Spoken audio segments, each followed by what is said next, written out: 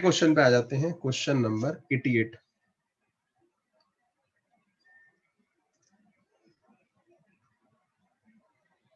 Question number 88 बहुत simple question है ये, और डायरेक्ट क्वेश्चन आया है statistics say about the normal distribution, right? About the normal distribution. Question number 88, it is from statistics. Statistics also carry 5 to 6 question every time. काफी important unit है, आप उसको ऐसे easily छोड़ नहीं सकते, right? तो ध्यान देने वाली चीज है ना? आप देखते हैं आगे। बहुत इजी पेपर है, कुछ ऐसा टफ नहीं है सितंबर 2020 पेपर में, मतलब almost I think, and because of the pandemic the level was मेरे हिसाब से quite not that much typical, बहुत ज्यादा हाई फाई नहीं बनाया गया था पेपर को, because all the students were going through pandemic. और इस बार भी ऐसा ही एक्सपेक्टेड है कि जो अगला पेपर है वो भी ओके ओके लेवल पे होगा, क्योंकि कंट्री में pandemic is going on from more than a year, so still the things are under that state, but basics को जज जरूर किया जाएगा, so be careful about it, you should know the logic. So now let's see, before we enter into this question, let's see something about normal distribution. उसके बाद हम इस question पे आएंगे। वैसे तो बहुत ही इजी है, नॉर्मल डिस्ट्रीब्यूशन आपको पढ़ाया गया है। तो नॉर्मल डिस्ट्रीब्यूशन के बारे में मैं आपको यही कहूंगा, जब हम पढ़ाते हैं आपको नॉर्मल डिस्ट्रीब्यूशन, तो आपको नॉर्मल डिस्ट्रीब्यूशन में बेल शेप कर्व पढ़ाई जाती है, इस तरह की, आपको याद होगा, ठीक है? इस तरह की बेल शेप कर्व पढ़ाई जाती है आपको, जिसका मैक्सिमा सेंटर में mean mu is equal to 0 होता है, ठीक है? उसके बाद जो नॉर्मल डिस्ट्रीब्यूशन है उसकी बेसिक इक्वेशन अगर आपको याद आ रही हो, variable x, mean, view and variance sigma square, statistically distribution, ठीक है? प्रोबेबिलिटी डेंसिटी फंक्शन होता है एक तरह का ये, ठीक है? ये भी ध्यान रखना है आपने। उसके बाद और ये एक तरह का अप्रोक्सीमेट केस होता है बाइनोमियल डिस्ट्रीब्यूशन का, ठीक है? Approximate to binomial distribution and it was subsequently used by Laplace correction, ये आपको ध्यान रखना है। और स्टैंडर्ड नॉर्मल डिस्ट्रीब्यूशन कर्व भी इसको, ठीक है, जनरली हम यहाँ पे ले लेते हैं जो दिखाया गया है, ठीक है ना? The so called standard normal distribution given by mu is equal to 0, sigma square is 1, मतलब mean is equal to 0, variance is equal to 1 is general normal distribution. And arbitrary normal distribution can be converted into standard normal. ये आपको पता ही है कि standard normal में उसको convert किया जा सकता है, जहाँ पे हम z वैल्यू कैलकुलेट करते हो, अगर आपको याद आ रहा हो, जहाँ पे हम लिखते थे z is equal to m minus mu divide by sigma, वहाँ m sample mean, mu population mean, right? ये आपको कुछ बेसिक्स पता होने चाहिए थोड़े से, राइट? हाँ, उसके बाद बाइनोमियल का तो मैं नहीं बात करूंगा, क्योंकि binomial is not connected by this anyway. Probability density function होता है, ये भी आपको पता होना चाहिए। स्टैंडर्ड नॉर्मल डिस्ट्रीब्यूशन की डेफिनेशन आपको पता होना चाहिए, ठीक है? जहाँ पे आपका म्यू इज इक्वल टू 0, मतलब mean is equal to 0 and standard deviation is equal to 1, standard normal distribution इसको बोलते हैं, ठीक है? उसके बाद अगर कुछ और देखे जाए, इस तरह की कर्व आपको मिलती है जहाँ पे म्यू इज इक्वल टू 0 होता है सेंटर पे, ये सबको पता होना चाहिए। बेल शेप कर्व होती है, सिमेट्रिकल होती है, ये ध्यान देने वाली बातें हैं कुछ कुछ अबाउट नॉर्मल डिस्ट्रीब्यूशन। अब हम वापस चलते हैं अपने क्वेश्चन पे। Now you would be able to answer it, because कुछ ब्रीफ्स जो थोड़े से रिविजन्स आपको जरूरी है वो करने पड़ते ही हैं। Question number 88, now what it says, it says that consider the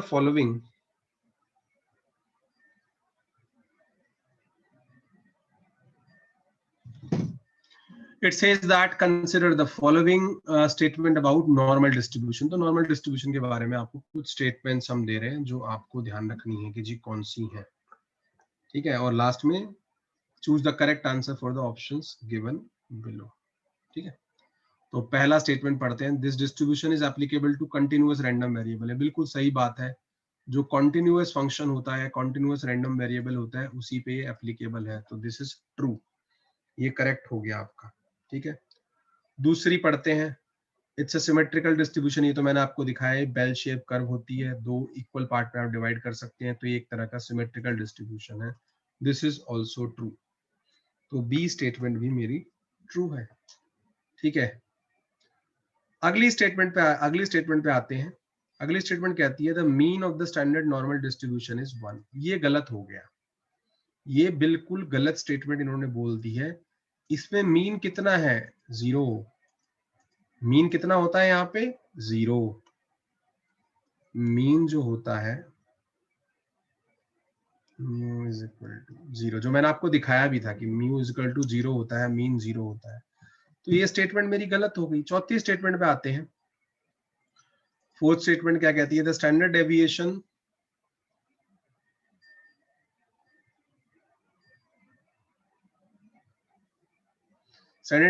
of the standard normal distribution is, just a minute. So standard deviation of the standard normal distribution is 1। ये बहुत करेक्ट है एकदम, ये एकदम करेक्ट है, क्योंकि मैंने आपको बताया था कि इसका जो स्टैंडर्ड डेविएशन होता है वो 1 होता है। तो हमारे हिसाब से ए, बी और डी करेक्ट है, और अगर ए, बी और डी करेक्ट है तो आंसर आपका हो जाएगा third. Very simple, A, B and D is the only correct answer. किसी को कंफ्यूजन है इसमें?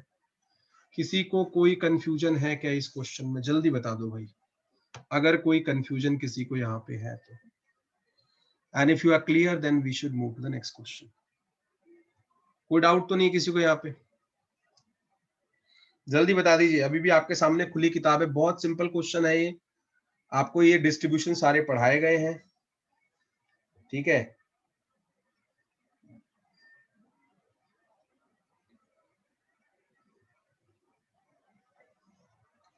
आपको ये सारे डिस्ट्रीब्यूशन पढ़ाए गए हैं, ठीक है, तो आपको ये पता होने चाहिए।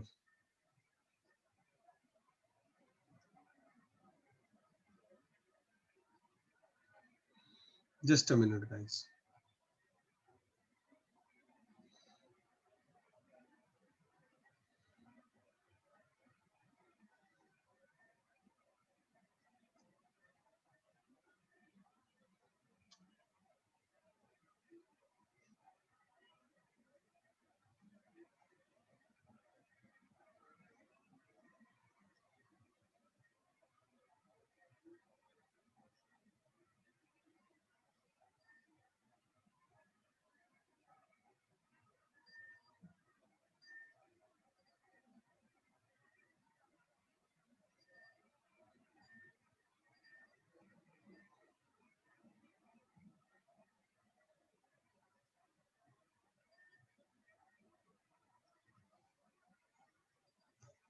चलिए आगे आ जाते हैं, सबको क्लियर है?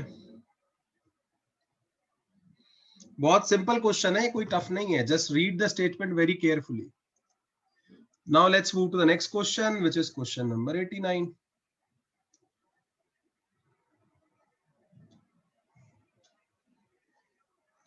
तो पेपर टफ नहीं होता, आप उसको टफ बना देते हैं अगर आप नहीं पढ़ते रेगुलरली, असाइनमेंट रेगुलरली नहीं करते हैं, टेस्ट रेगुलरली नहीं देते हैं। और ये तो मैंने बताया था ये तो डायरेक्ट कॉपी से क्वेश्चन आया आपका, क्वेश्चन नंबर 89, ठीक है। और मैं यहाँ पे आपको बता भी रहा हूँ जैसे मैं पढ़ाता था आपको, मतलब how I have taught you this mnemonics, ठीक है। तो मैंने आपको बताया भी था, क्वेश्चन मैं पहले ही बता देता हूँ आपको, that one Dobson unit represent the ozone layer thickness. तो मैंने जब पढ़ा रहे थे आपको ग्लोबल क्लाइमेट चेंज, तो एक राइम बताई थी, यस, ठीक है, 100 बार डीयू जाऊंगा तो एक मॉडर्न मैन बन जाऊंगा, ठीक है। मैंने यही बताया था आपको कि 100 Dobson unit is equal to 1 mm thickness, ठीक है। हाँ, तो 100 Dobson unit is equal to 1 mm of thickness. तो यहाँ पूछ रहा है एक डॉप्सन यूनिट कितना होगा, तो it will be 1/100 mm, right, 1/100 mm ozone layer thickness, ठीक है। तो बहुत इजी है, तो इसमें आप इजीली इसको पिक कर सकते हैं। तो आपको तो आंसर ऐसे ही पता चल गया इसमें, क्योंकि मैंने पढ़ाया है तो मुझे पता है। So the correct answer here would be 1 Dobson unit represent the ozone layer thickness of how much, 1/100 of the millimeter, ठीक है, तो एक ही ऑप्शन है इसमें 1/100 of the millimetre, which is option number 3. तो third would be the correct answer है. बहुत easy question है, बहुत सिंपल क्वेश्चन, डायरेक्ट आपके नोट से है सीधा. ठीक है, डायरेक्ट कॉपी में लिखा हुआ है ये 100 ऑफ द मिलीमीटर या 100 of unit is equal to 1 mm, one और द सेम थिंग, राइट. थोड़ा सा इसको ब्रीफ दिखा देते हैं आपको, हाउ यू कैन अप्रोच.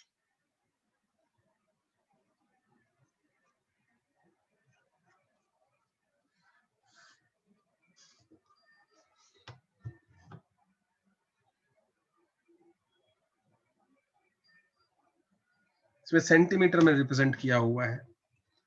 ठीक है, तो इसको आप देख सकते हैं कि ozone was discovered by Schonbein in 1839, right. और उसके बाद जो मेजरमेंट यूनिट्स हुई थी टोटल डिजाइन, उसको देख लेते हैं. ये काम का है. Ozone is defined as equal to the amount of ozone contained in vertical column of base 1 centimeter square at standard pressure and temperature. It can be expressed in units of pressure, typically around 0.3 atmosphere centimeter. The milliatmosphere centimeter and milliatmosphere centimeter, commonly called as Dobson unit of the concentration. And most frequently, ozone is not distributed uniformly throughout the vertical column. The word average is about 300 Dobson unit, which is almost like 3 mm. Geographically between 230 and 500 means 2.3 to 5 mm के आसपास जो है very करेगा. ठीक है, ये आपको ध्यान देना है. And then just a minute, then we have some satellite based like total ozone mapping spectrometer, TOMS, right, which is there. Then we have GO3, right. उसके बाद कुछ और ऑब्जर्वेशन जो ग्लोबल ओजोन ऑब्जर्विंग सिस्टम ने की, but they are not typically related to this. We have given some extra information. तो आपको basically यहाँ पे याद रखना है that 100 Dobson unit is equal to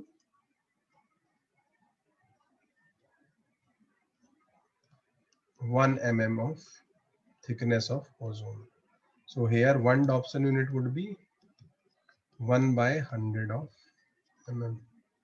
So the correct answer would be 3. Clear to everyone? Anyone having any doubt? यहाँ से आप कोरिलेट कर सकते हैं. किसी को कोई डाउट है इसमें 89 में? जल्दी बताइए फटाफट. क्लियर, चलिए आगे चलते हैं. Now let's move to the question number 90. Yeah, again a very easy question, not that much tough if you have studied simply. Basically waste से ही है ये, लैंडफिल से क्वेश्चन है. ठीक है, और बहुत इजी पेपर था ये, मतलब मैं इसको काफी टफ पेपर में कंसिडर नहीं करता, क्योंकि I have been seeing papers from last 11 years, another paper also, so I consider it to be average paper. तो अगर आप स्टेटमेंट्स को ठीक से नहीं पढ़ेंगे, क्वेश्चन को ठीक से नहीं पढ़ेंगे, तो गड़बड़ हो सकती है. Otherwise it was not a tough question as per my convention. So let's see question number 90. Question number 90 को हम देख लेते हैं फटाफट से. क्वेश्चन नंबर 90 देखिए क्या कहता है. कहता है स्टेटमेंट दिए हैं दो, given below are two statement. The first statement is hazardous materials such as lead, mercury and hexavalent chromium. So obviously बात है कि lead भी जो है hazardous है आपका, mercury भी है, and hexavalent chromium. तो hexavalent chromium आपको पता ही है, ये chromium 6+ की बात कर रहा है. ठीक है, ये ध्यान रखिएगा, 3+ की बात नहीं कर रहा. One of the form or other are present in electronic waste. Absolutely true. These heavy metals are quite abundant in electronic waste. Electronic waste में ये काफी ज्यादा क्वांटिटी में आपको मिलते हैं. ये बात आपको ध्यान रखनी पड़ेगी, चाहे वो लेड हो, चाहे मरकरी हो, चाहे क्रोमियम 6+ हो या हेक्सावेलेंट क्रोमियम जिसको आप बोल रहे हैं. ठीक है, वो हो. तो ये वाली स्टेटमेंट तो एब्सोल्युटली ट्रू हो गई. क्लियर है जी? चलो जी, अच्छी बात है, पहली स्टेटमेंट ट्रू हो गई. ठीक है, अगली स्टेटमेंट को देखते हैं. Next statement. Next statement says what? It says landfill of electronic waste is the best operation from the environmental view point ना बाबा ना। इलेक्ट्रॉनिक वेस्ट का रिसाइकलिंग सबसे अच्छा ऑप्शन होता है, अगर आपको याद हो तो, जनरल सेंस में भी। ठीक है, ई वेस्ट रिसाइकलिंग ड्राइव चलती है आपकी, तो क्योंकि ये वैल्यूएबल मेटल्स है, वी कैन रीयूज देम। तो लैंडफिल तो नहीं ऑप्शन में है इलेक्ट्रॉनिक वेस्ट की, कोई बेस्ट ऑप्शन हो ही नहीं सकता environment of point of view से। क्यों? अगर आप इसको लैंडफिल कर देंगे तो लीच आउट होगा, मेटल एक्सट्रैक्शन भी होता है, लेकिन अगर आप इसको लैंडफिल करेंगे तो heavy metal decontamination in the ground water, that is one of the huge problem. तो ये बेस्ट नहीं हो सकता, बेस्ट ऑपरेशन ये कभी भी नहीं हो सकता, right? So that's why this will be a wrong statement. ये रॉन्ग हो गया, ठीक है। तो पहले वाला करेक्ट है और दूसरे वाला रॉन्ग है, तो ऐसी में एक ही चॉइस आपको मिल रही है। Statement 1 is correct but statement 2 is false, so we are having a choice here जिसमें स्टेटमेंट 1 करेक्ट है और स्टेटमेंट 2 फॉल्स है, विच इज ऑप्शन नंबर 3। तो करेक्ट आंसर हो गया मेरा third. Is it clear to everyone? Question number 90, जल्दी बताइए, किसी को कोई डाउट है इसमें?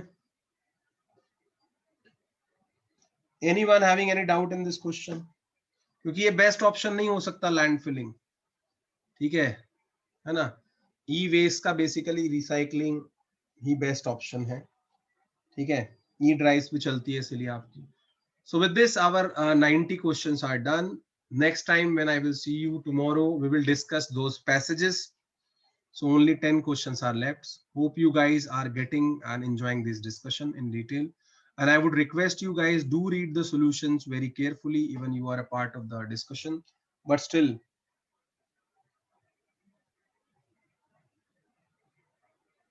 सबसे अच्छा ऑप्शन तो रीयूज ही है और उसके बाद रिसाइकल है, ठीक है। अगर रीयूज नहीं कर सकते तो रिसाइकल होता है। दीपक सोनी को क्लियर है?